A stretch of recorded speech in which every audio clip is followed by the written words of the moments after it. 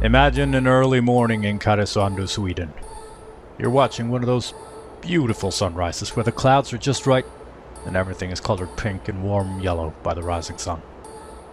It'd be a fantastic morning if it wasn't for the fact that it's almost noon. The fantasy of having the warm sun wash over your face and rejuvenate you with its endless supply of energy is brutally crushed by your calendar's cold fact that it's only mid-January. This is as good as it gets. For now. This is the sun showing up late, doing the bare minimum. And maybe that's alright for this time of year. Maybe if the sun doesn't go above and beyond, the rest of us shouldn't try to either. This time of year, maybe just getting through the day is enough. So, you take what you're given. You adjust your expectations.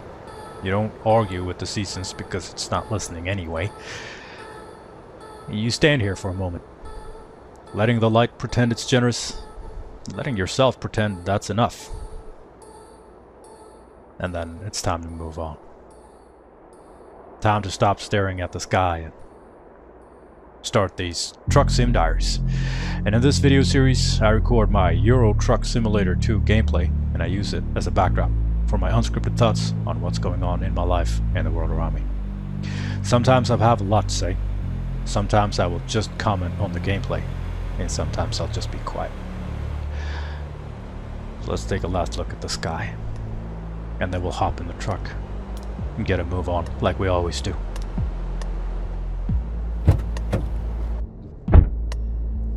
But before we do anything, let's recap our progress in the Truck Sim Diaries Cruising Nordic Horizons event.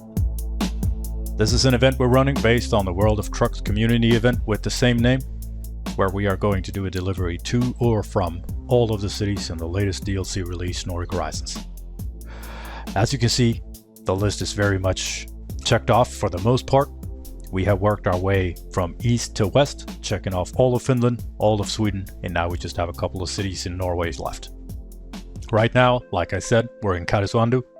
The plan is to go to Tromsø and look for a job. And another note on the gameplay here. I am running a modded game to reflect the real world weather where I live in Sweden. Also, I've set the game to match the date of recording, which will have an impact on the daylight hours, as you can see, especially in the north. This is to give you the real immersive experience and to let you know what kind of environment I'm coming from at the time of recording. Also, if you for any reason at all want to reach out, shoot me an email at easy@trucksimdiaries.com. Let's continue. However beautiful the sky is, Norway's waiting. It's time to hit the road.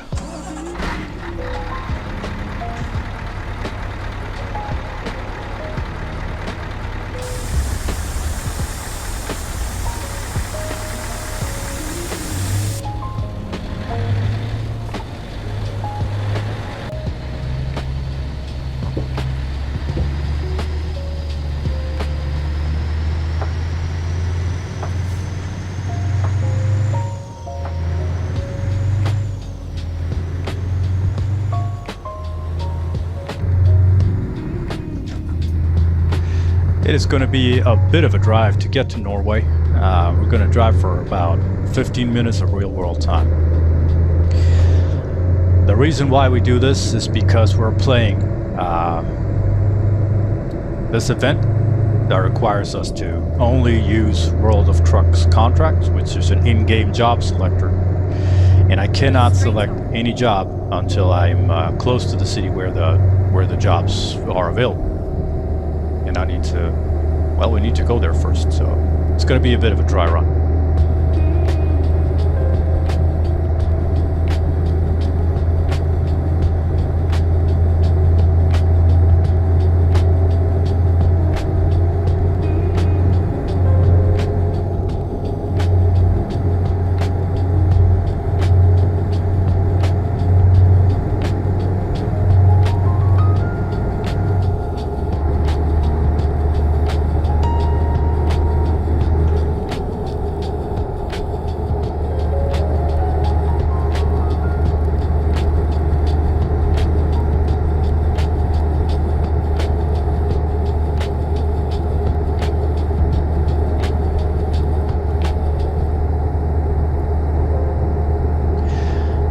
I'm feeling a little fragile, if I'm going to be honest.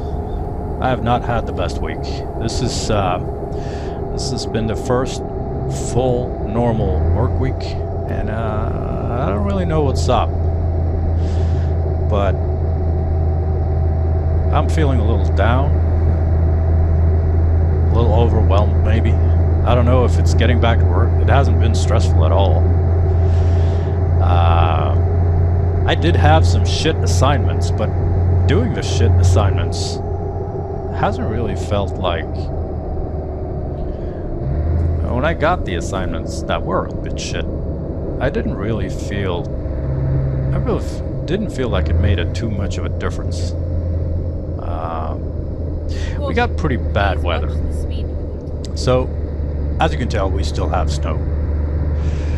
And we've had a couple of warmer days. It is not in the negatives, so most of the snow is melting, and it's been like raining sleet, which is not the best weather in the world. I had to do one job where I was up on a skylift fixing light fixtures that were pretty high up externally on a building. And it was like snowing from the side. And when it's sleet, snow, that is, it's kind of like what's coming from the sky is a mixture of rain and snow. And it's around it's around freezing. Maybe 1 or 2 degrees Celsius above. So you get really cold. Yeah, which I did, but actually doing those things, it wasn't too bad. I thought it was going to be worse. I knew what I was going to do the day before, and I knew what weather it was going to be, so thinking about it was a lot worse than actually doing it.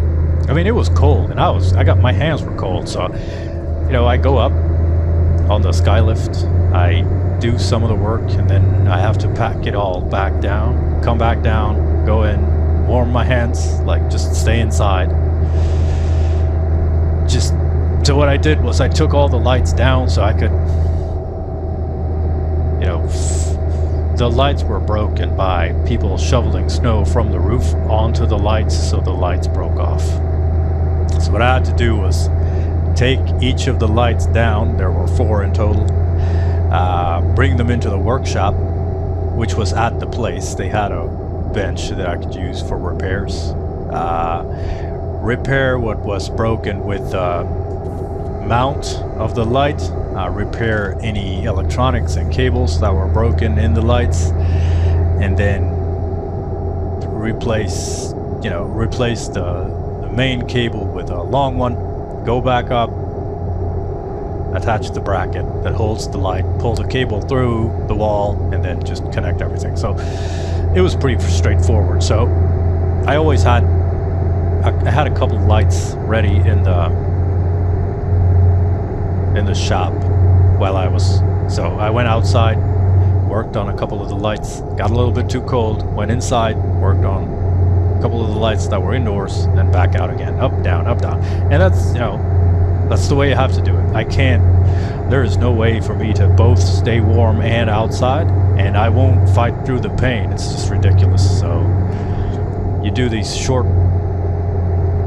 intense minutes of wearing gloves, but the gloves are very thin because it's fiddly, so I can't wear thick gloves into it. So that's the way it has to be. And it's fine. I mean, I would rather not, but since I have to, that's just the way we have to do it. Or at least that's the way I do it. But getting through that was not really a problem. But I don't really know what's up. I've been expecting this, so I'm not surprised at all. Normally I get this. I get a little down, like seasonal depression. I've had a lot to do. When I get home, the workouts, everyday life, and then this week we had some carpenters over to switch to mount new doors that we I'd gotten for the house. And, you know, one of the days where it was snowing / raining the most, that's when the material delivery for the doors came. It was like the worst possible day because we can't leave it out in the wet snow. So we need to shovel the snow, you know, the heavy snow needs to be shoveled away for us to, me and my wife and my neighbor, to just shovel a path for us to carry the doors to get it all indoor. Like, it was just a bunch of hours just went on just to, you know, on stuff. And that, when it was happening, like when I was, you know, it's a situation that you can't opt out of. Like, I can't just leave it there. I have no choice but to do the hard thing. That's not a problem. When I was doing it, I was like, I would rather not do this, but I don't know, I don't get too upset. Please mind the speed. And when it was done, I made sure I took some time to, you know, I would have wanted to do something fun because you know, you want to do something for yourself for like an hour, maybe 30 minutes. That you do only for yourself. Like, sit with this truck sim stuff or whatever. But I couldn't, so I made sure that instead of, you know, doing something that would resemble a project, I was just laying down in bed, relaxing, just because I needed to recover. Because otherwise I wouldn't, and I wouldn't be able to function the next day. The days have been packed. To get up at 5:30, and then it's just something I need to do, someplace I need to be, non-stop until I need to be in bed already.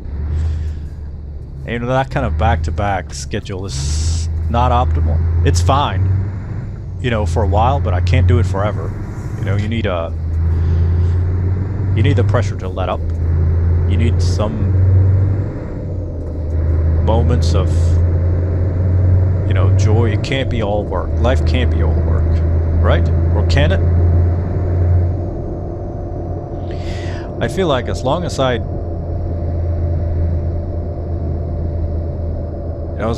devote myself to the work and do it with purpose, like not try to rush through it, but do everything. I saw this clip, this quote. It's a good quote, I think. Of how you do anything is how you do everything. And I like to think about that. Like, do everything thoroughly. You know, do it with purpose. And that's been a part of my, you know, mental strengthening process. Not rush through. Don't let everything take its time. Do everything in a realistic pace. Don't try to rush anything.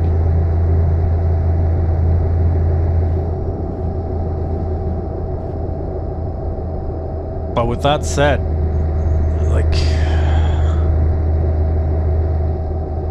I still can't really get away from this.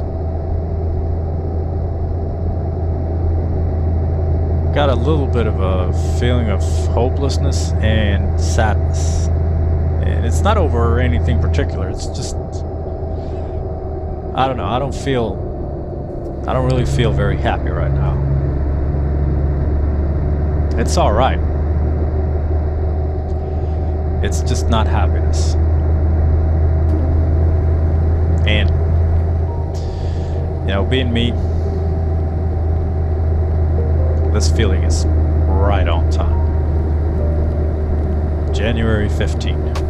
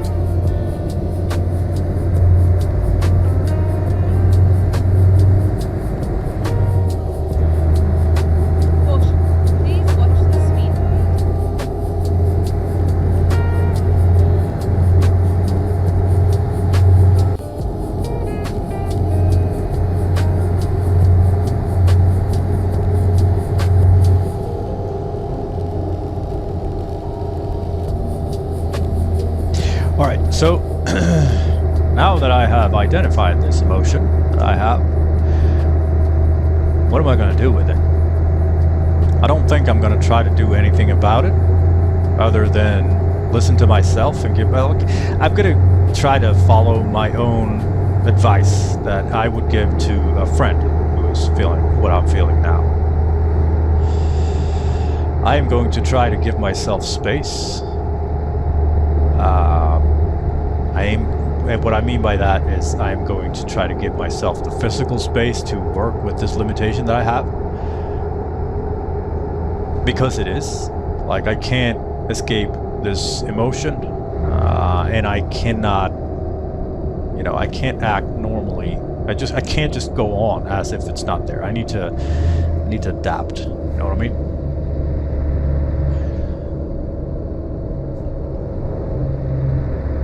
So I need to give myself space, and I need to be patient with myself. I need to plan for this. Like, I need to plan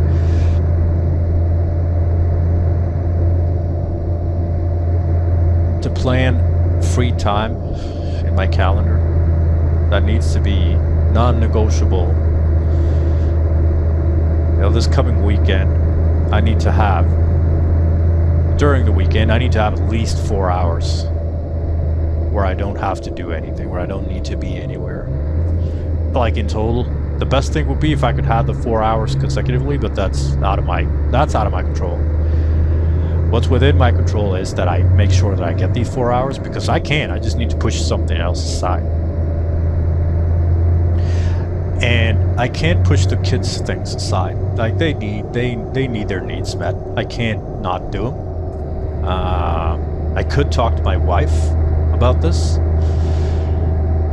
and tell her how I feel, which, of course, you know, I should always do that first thing I do, but that's not how I work, and that's not how it works.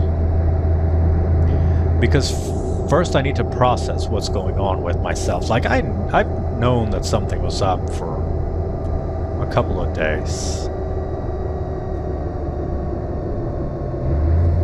I've known from... Oh shoot, what are they doing? I know from experience that this is coming. I wasn't sure it was going to, but it's here now.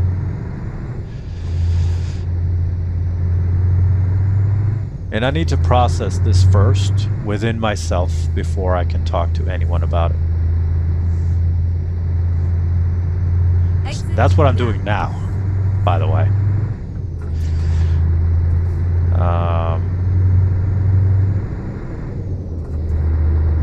But it's not always as easy as, you know, raise a flag and be like, hey, I'm a little down. I need space, you know?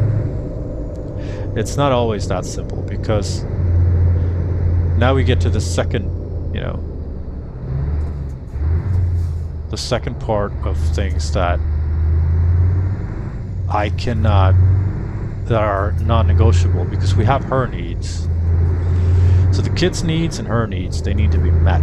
She's not a needy woman, and I don't want you to think she is, because she's absolutely not. But you know, she needs the co-parent, because I can't put it all on her. That's not an option.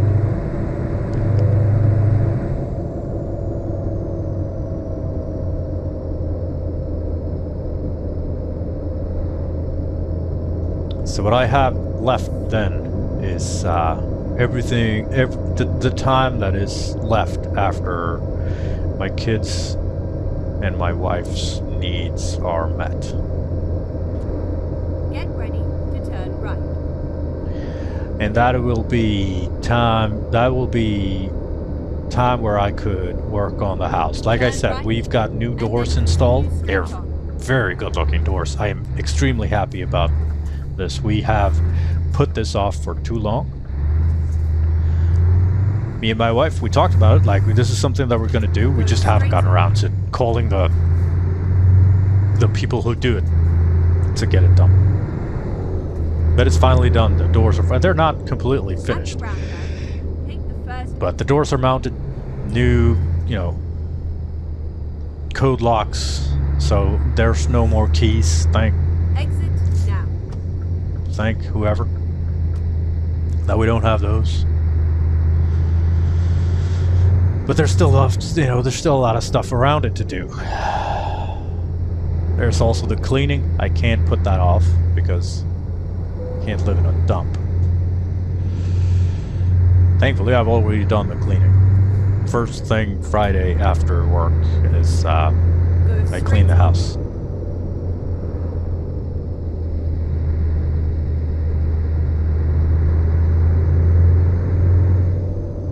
But there's some poking around that I need to do in the house. There's some poking around that I need to do in my gym for myself.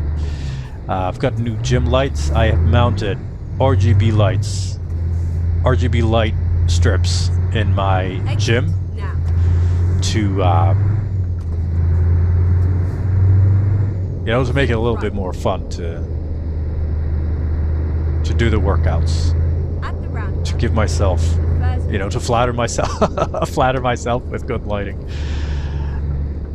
Exit now. And that might not happen this weekend. Turn right. The plan was to do it, but I need to adjust to my own needs, So maybe that just won't happen.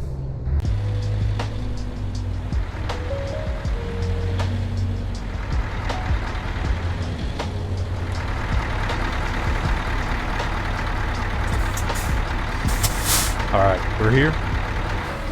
Let's take a look at the available jobs. Alright, so we are in Tromsø. By picking up the cargo from here, we're going to check off Tromsø. What we need is Bodø, Kristiansund, Steinkjer, Svolvær, Tromsø. That's where we are. And then Trondheim. So the closest one should be Svolvær. We have Alta. We have Andenes. Svolvær. We would need that. Here's Bodø. That's on the list. That's not too far. Bodø, we could take the job to Bodø and then go to Svolvær, because Svolvær is not available from here. So take this rock bucket from Tromsø to Bodø. That's our job. This is it. Let's do it. Cargo's waiting. Let's go.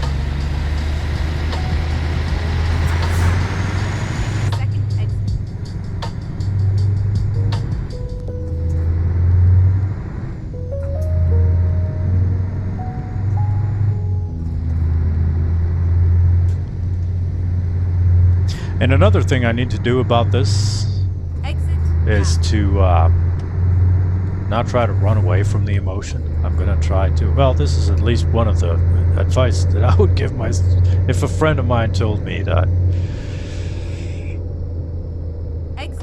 he or she was feeling sad for no real specific reason, just was, I'd tell them to let themselves feel it. To stay in the emotion. But that's easier said than done, because I still feel this need to distract myself and just think about something else, not stay in it, just try to avoid it. But it's not a good idea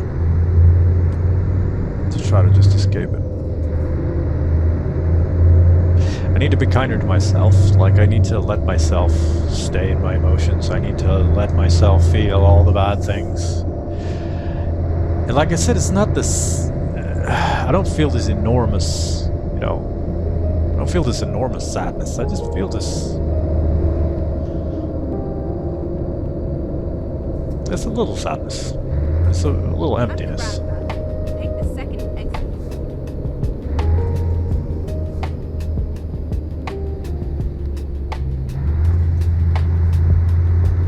Exit now.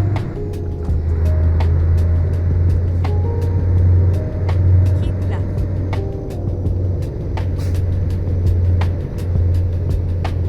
At the roundabout, take the second exit.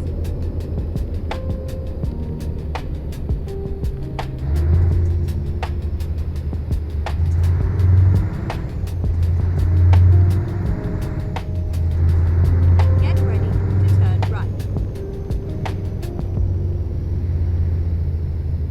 Turn right.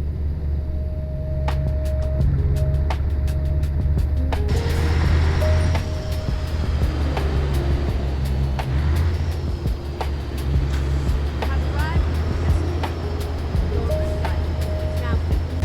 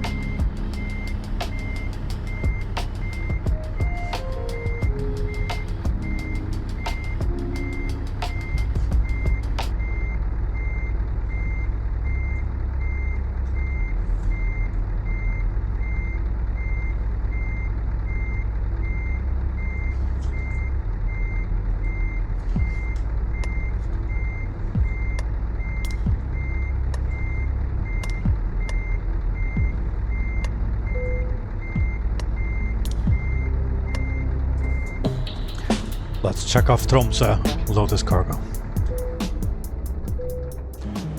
We're set. Time to get the job done. Let's go.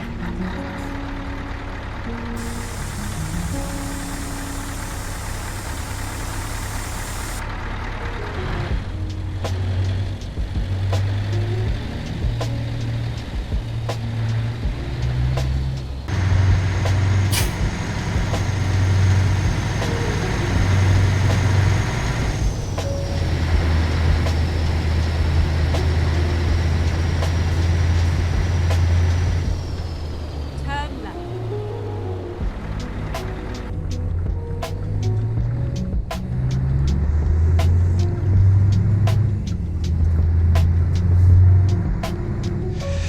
Alright. It's a medium job, 552 kilometers. We got fuel for way more than that.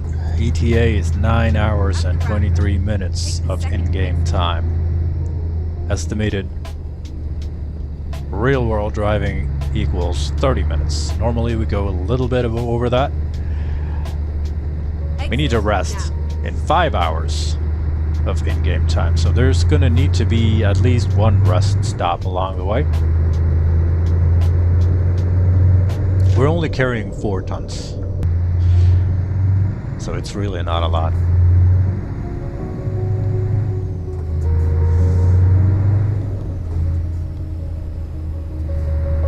Exit now.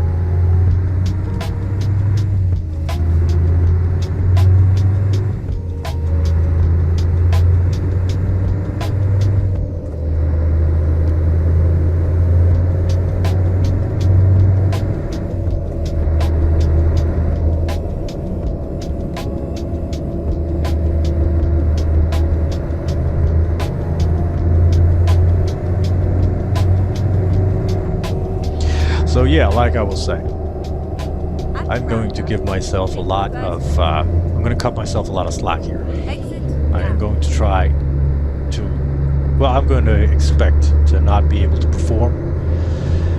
And I am also debating on whether or not I should be transparent about this with my kids. Their mother is away today, and I was doing the cooking. So I got home from work, had to deal with the guys who were Take the first exit. mounting the new doors and all their questions. And they couldn't program them, and neither could I, but I could learn how to do it faster than they could, so I had to do that.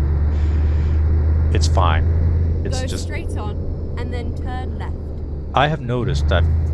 I think this is maybe one of the things that I need to talk to my wife about. Turn left. That I could talk to her in a very, productive way. When I am overwhelmed, which I easily get when I'm down, when I'm depressed. Let's say depressed, because that's what I am. I'm depressed.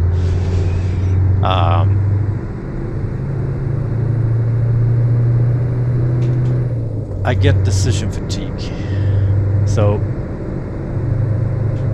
every little micro decision that I need to make during the day is just going to stack up.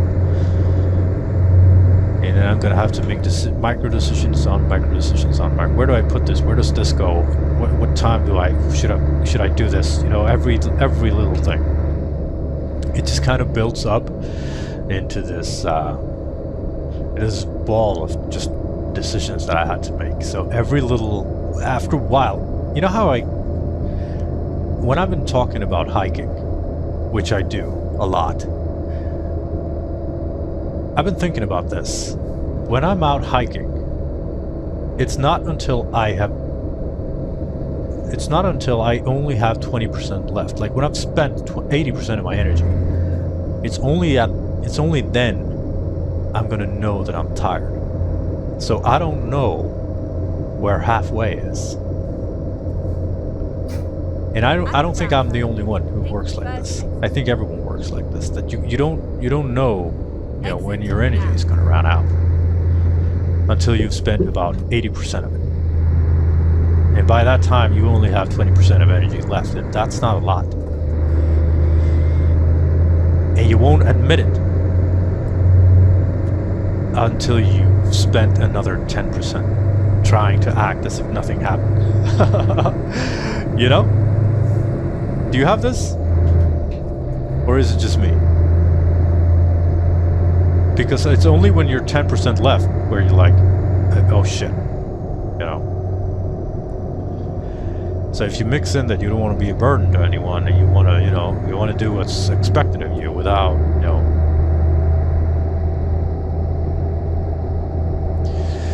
it's not going to end well.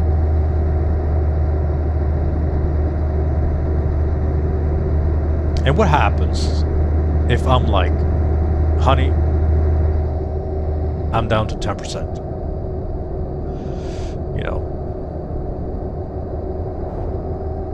What happens if she's like, yeah, me too?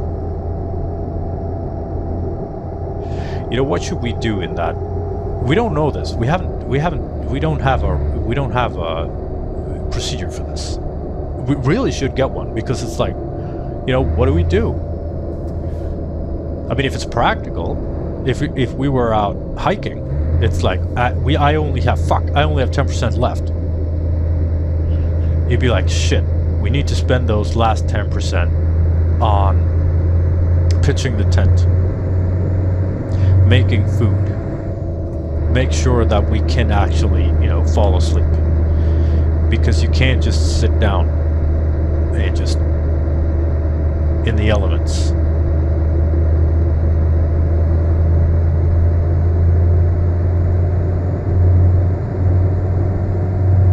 So what are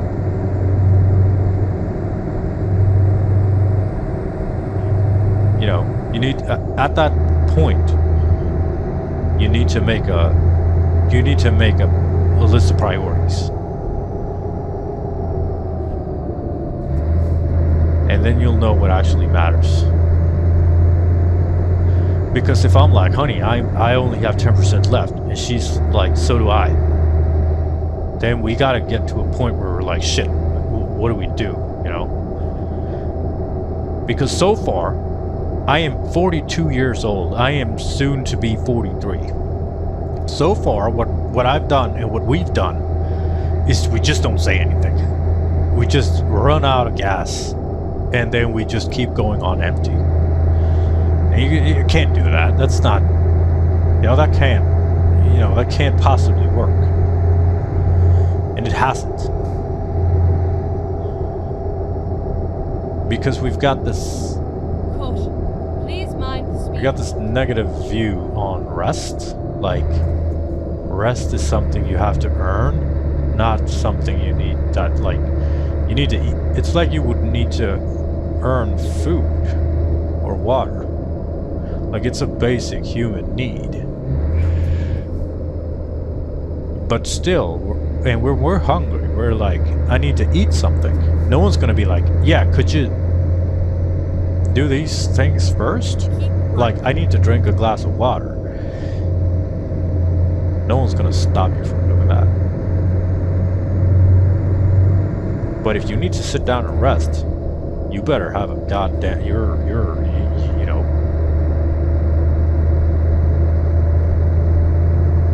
you better have a doctor's note,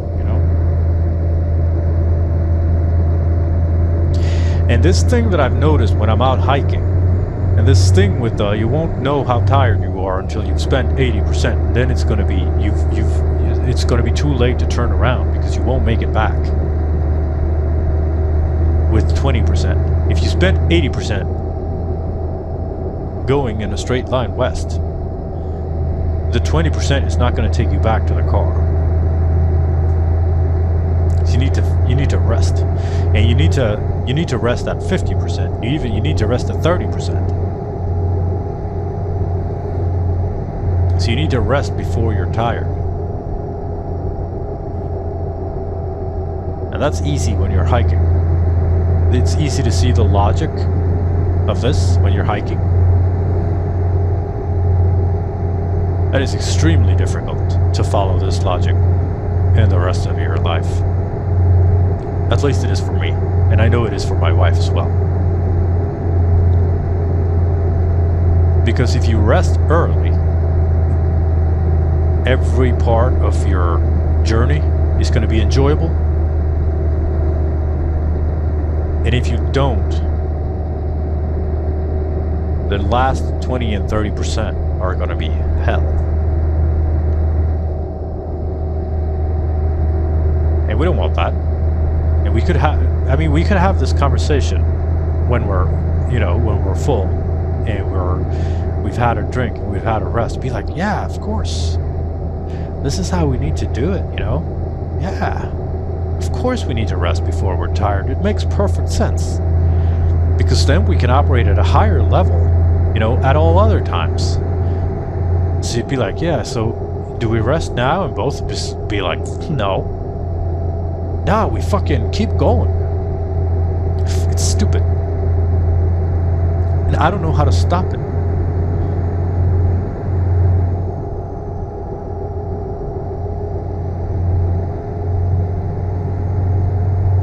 I understand it logically, I just can't do it. I mean, I haven't been able to do it.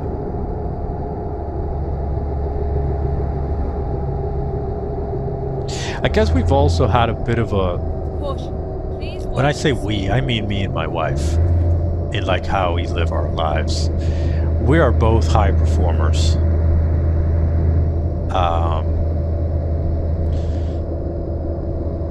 And like needing rest, I would never not grant her rest. Of course, she can take as much rest as you want. If she doesn't want to do anything for the whole day, then don't. I want her to rest. But the same rules do not apply for me. For myself, I don't let myself have those needs. I have a very problematic relationship to my own needs and my own wants. Caution. Please mind the speed limit. And it's like that main problem of mine is like a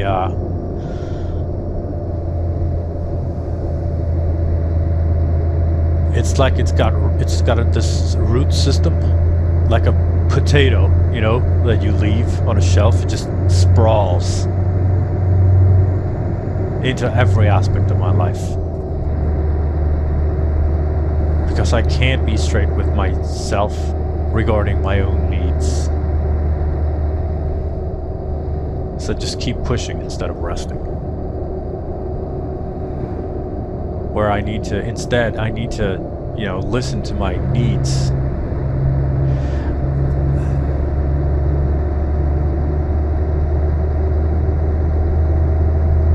I heard somewhere that frustration and anger, mostly frustration, comes from not having your needs met. Like that would be a definition of frustration.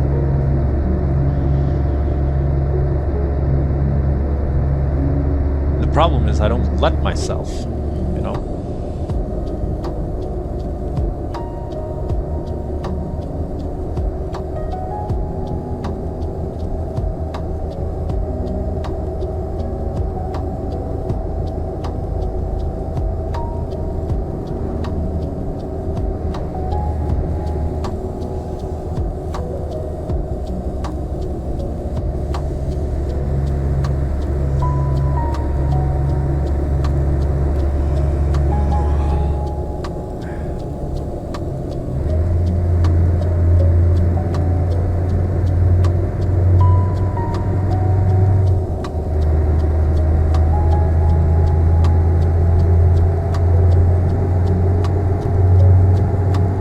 But I feel like I need to talk to her. I need to have an honest conversation with her. Because I'm gonna need her help. I'm gonna need her help to make sure that... I don't know how to formulate this. I need her help to remind me. I can't do that either. I can't put that on her, you know. The problem is not her. The problem is me, you know. It's my problem. She has the same problem. Like, I want to be able to solve my problem for myself without putting that on her.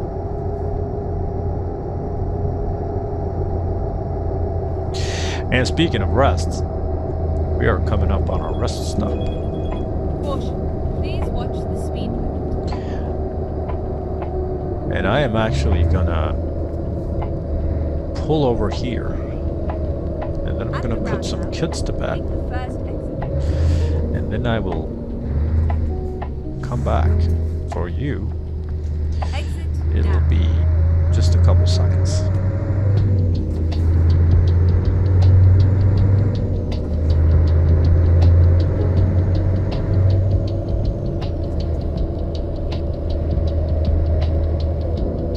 Go straight on.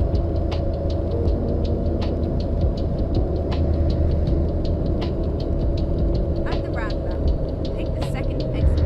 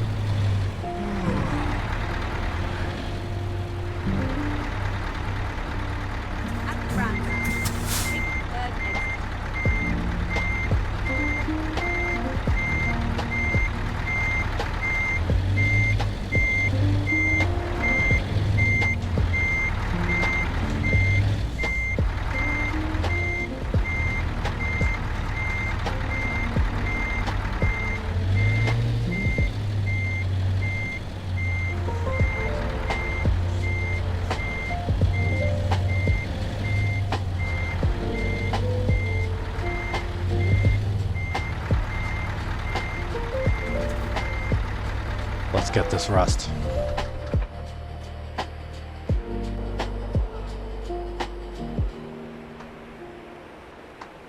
Alright, kids for sleep.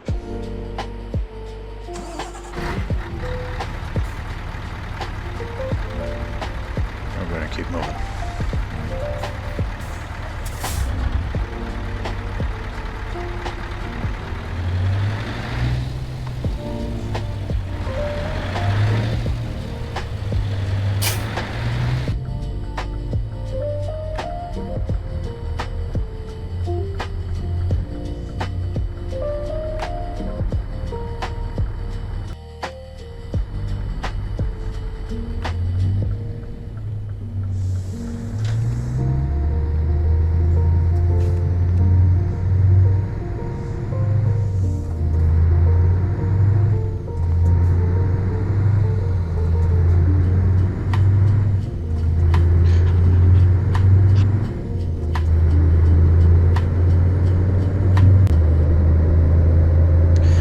We got about 320 kilometers left. It's gonna take us 5 hours and 45 minutes of real world driving.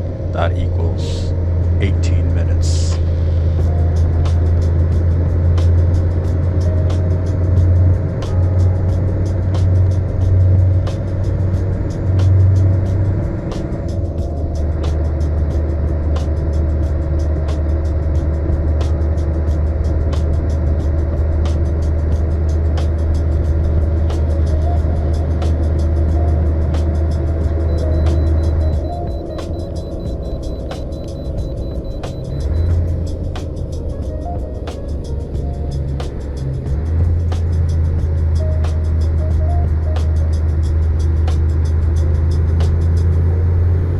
At the roundabout, take the first exit.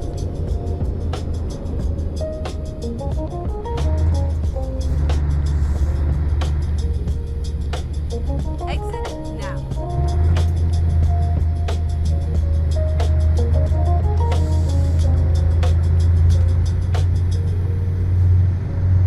Finding a new route. Turn right.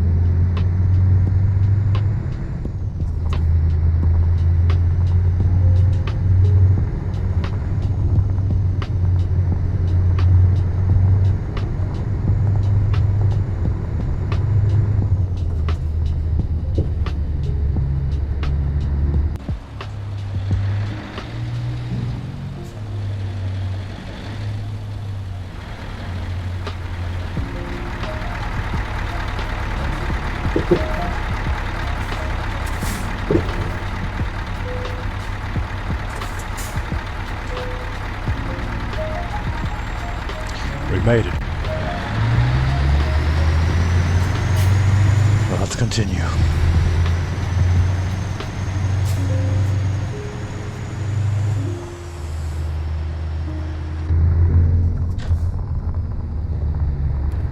And I have been all over emotional this week. My daughter turned 10, Get ready. Turn left. Turn and well, I saw it coming. I can't say I wasn't ready for it, but still, you know, 10 years as a parent is something to celebrate, something I'm very proud of. So that wasn't like emotionally challenging for me or anything like that, but so she does this thing where she builds up anticipation exit for now. big days like Christmas, birthday, just whatever. First day of summer, last day of summer, you know, just anything and everything. And she looks forward to it a lot, but yeah, this expectation becomes a bit much, like for her and for anybody, but she does it a lot. And like after she's built up an expectation like that, it's kind of hard for her to, you know, manage it.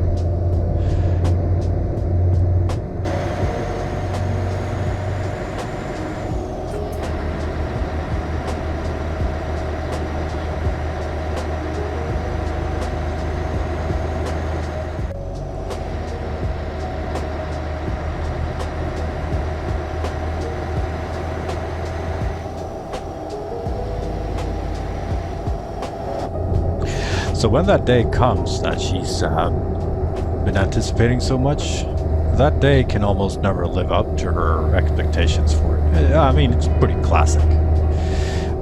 She is aware of this, and like I can tell that she's trying to not let herself build up too much hope, because she knows that the bigger expectation she puts on something, the harder it's going to be for that something to live up to her expectations. And she doesn't want to be disappointed. If she is, which she will be, because you know she hypes it a little bit too much. She tries to control it, but she can't really. Not in the way that she really needs to. So she tries to control it, but it doesn't work. So I think she feels like she's failed a bit with when she gets disappointed, even though she was trying to control her anticipation and her expectations, but she couldn't really. So you can tell that she's going through a lot. And this is just what I think. I don't know. But what I do know is that this drains a lot of energy from her. So after a day like that, she's extremely tired. So what happened was that her mother was going to put her to bed. And when we could put our kids to bed, we read to them. And my wife reads Harry Potter to my daughter. They got that going. Like I told you earlier, my wife is a nerd. And so she does nerd things. And one of those nerd things she does is read Harry Potter. And so they kind of share that. It's their thing. My daughter looks forward to it a lot. And it's really into the stories, really into the storytelling, and you know, those nights where my wife reads to her. Now, we take turns to put the kids to bed. So my wife does it one day and I do it the next day.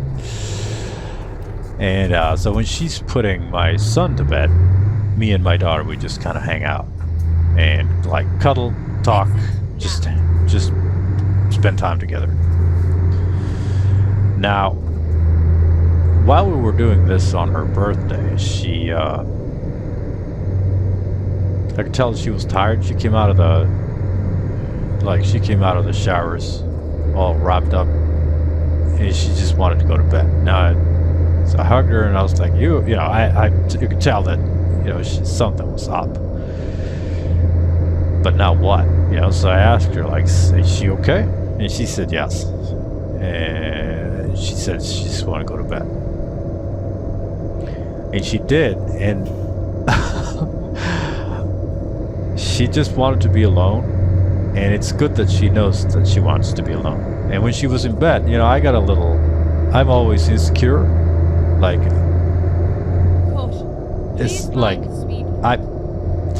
And this is where I made a mistake, because I started making it about me. I think I could control it so that she didn't notice, but I was immediately worried that, I had done something wrong or not done something, like she was disappointed in something that I did or didn't do, or, whatever.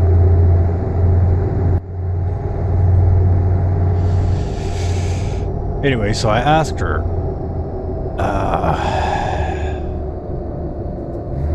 again, if everything is okay. And she said yes. And I asked, but she was pretty like, she wasn't using any more words than necessary. And I was, worried, and so I asked her if I could do something for her, and she says yes, you can leave. And that's a little weird. She doesn't usually say something like that, but now that I think about it, she was just overstimulated. She just needed to be, she just needed to be alone for a bit to collect herself, process, just like me, exactly like me, except that she has the capacity to ask for what she wants and tell me what she needs when I asked her, because I asked her and she told me. And I didn't make a big deal out of it or anything. I just said, all right, I love you, kissed her on the forehead, and left. But I was heartbroken because at that moment I was all wrapped up in my own emotions, not really thinking about her from her perspective. I was worried that she was upset with me or angry or disappointed. Me, I made it about me. And I'm really ashamed of that. That was not a nice way to handle that.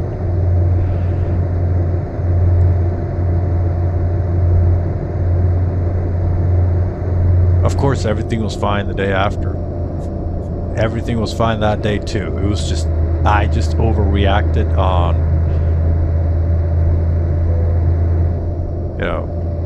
the monsters in my head,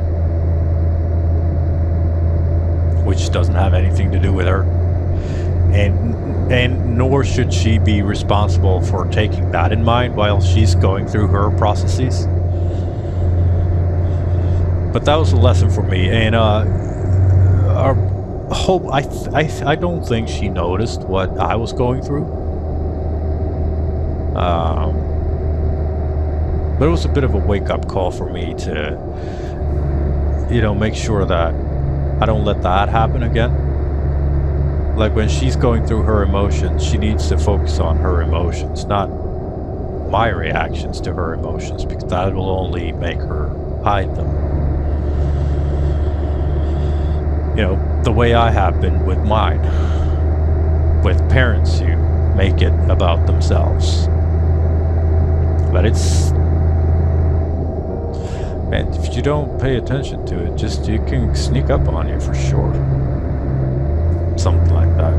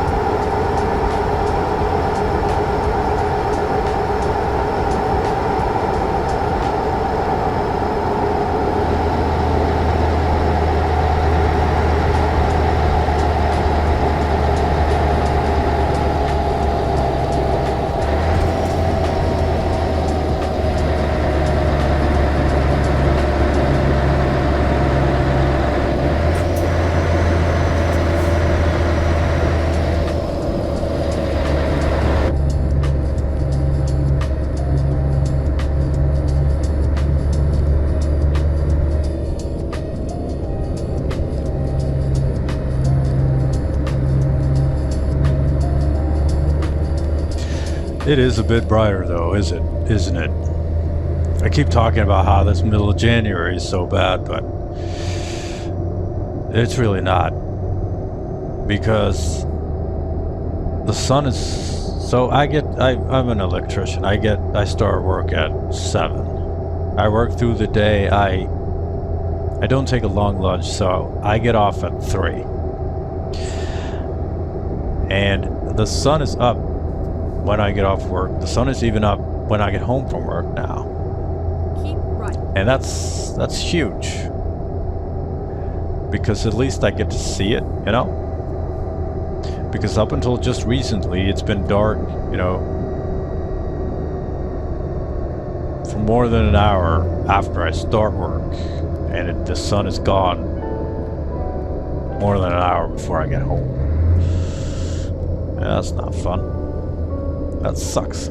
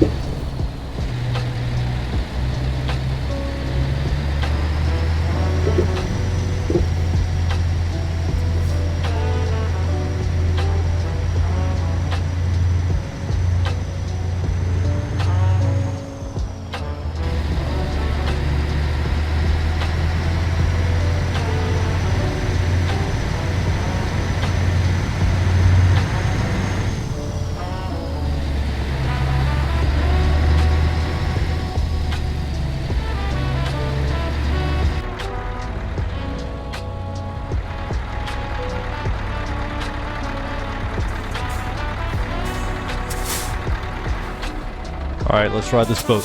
Reroute. We got 173 kilometers left to go. Sun is setting at 13:37.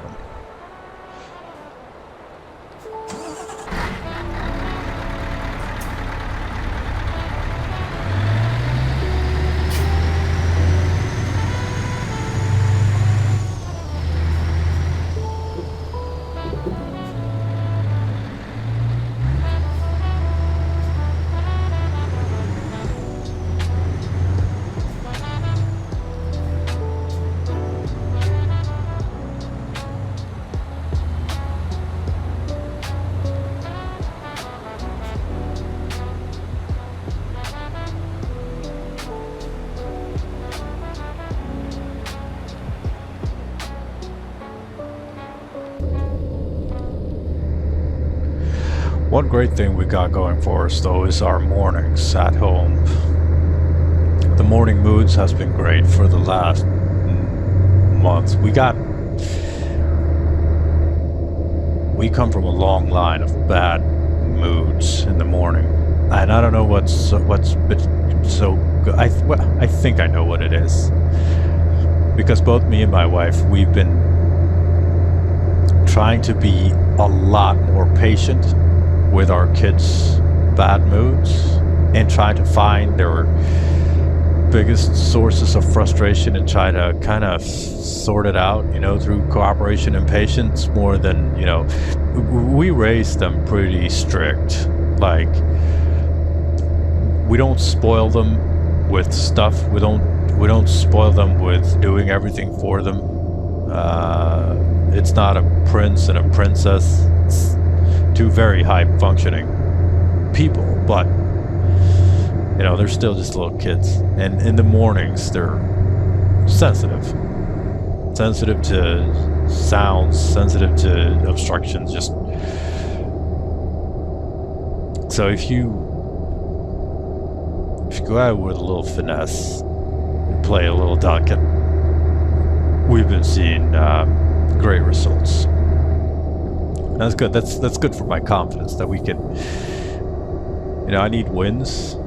I don't feel like I'm taking many losses. It's just that, you know, when I'm in a sensitive state, every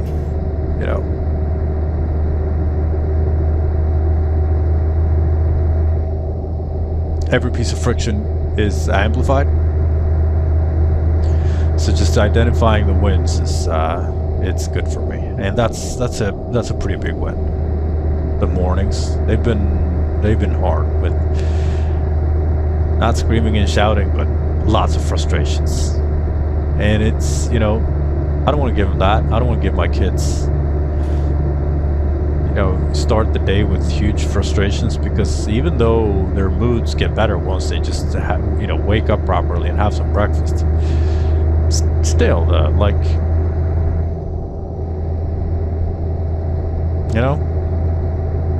that's their first experience for the day. Should be frustration. I don't like that. So that's a really good thing we got going for us. It's the mornings, the morning moods, just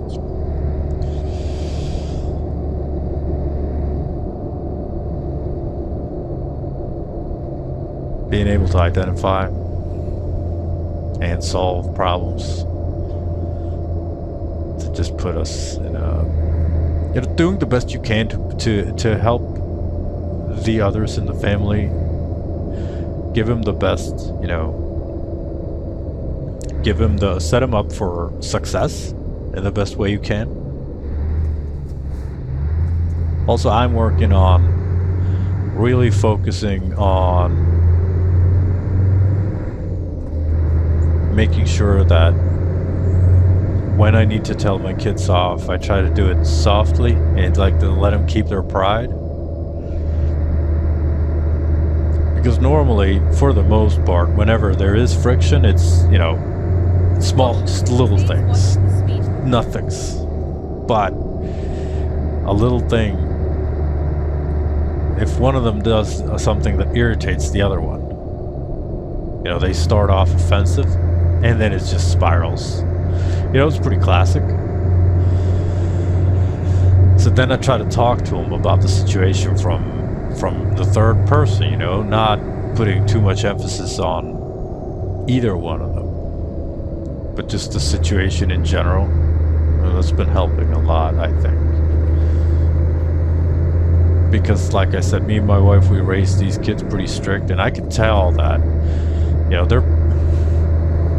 when they're in their most sensitive state in the morning, the last thing they need is, super strict parenting. So instead, I'm trying to be a little bit more patient with these little kids.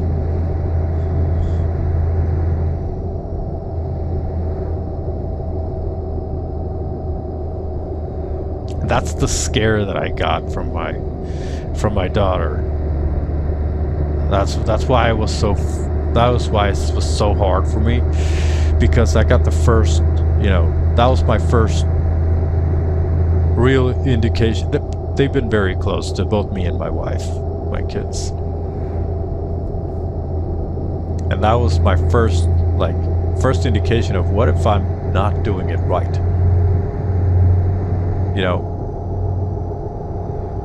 What if I get to a point where either of them are they have had enough, That's the only fear that I have. And the idea that you're chugging along, you think you're doing good, all the while you've been, hurting someone or failing at something, until, where they've cut you slack for so long that they can't cut you any slack, and it's over. Just, I know my 10-year-old daughter won't do that, but I don't know that I'm doing the right thing. I think I'm doing the right thing. I think I am enough, but I don't know, and that can be scary. And I was really scared because that thought just washed all over me, and I wasn't ready for it at all.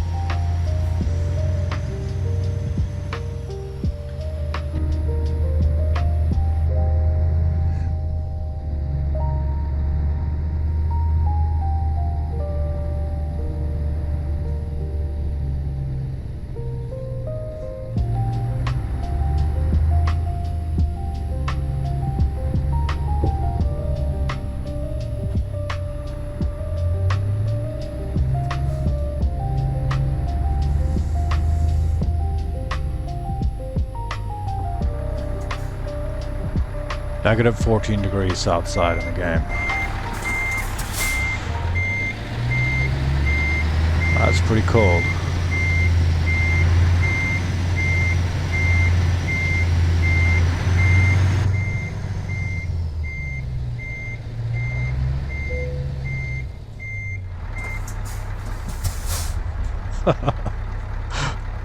See that? We have a... I don't even know where this is from. I wonder how many times this happens. You get to the place where you're delivering to, you got a street sign hanging off your trailer. Yeah, you ordered a street sign, they're like, no.